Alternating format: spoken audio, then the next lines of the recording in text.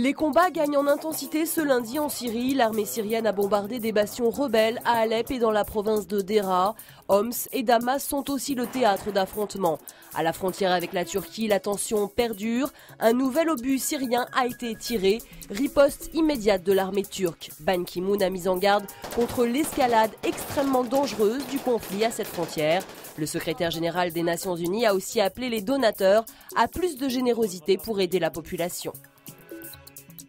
Le Venezuela reste aux mains d'Hugo Chavez. Il a été réélu ce dimanche président pour un nouveau mandat de 6 ans. Ce troisième mandat va lui permettre de poursuivre sa révolution socialiste. Les scores étaient cependant pour la première fois serrés. 54% pour Hugo Chavez contre 44% pour le jeune candidat Enrique Capriles. Le commandante va devoir faire avec l'opposition s'il veut garder son crédit. La participation a en effet été historique, plus de 80%. Les Grecs de nouveau dans les rues contre les plans d'austérité, alors que la Troïka est sur place pour trouver un accord avec le gouvernement sur les prochaines aides qui seront accordées en échange d'efforts budgétaires. Angela Merkel est attendue demain à Athènes. La chancelière allemande va tenter d'apaiser les tensions entre les deux pays dans ce contexte de crise.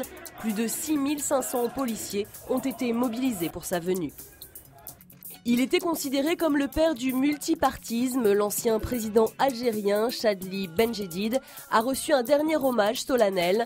Ses obsèques sont célébrées ce lundi. Il est décédé samedi dernier des suites d'un cancer à l'âge de 83 ans.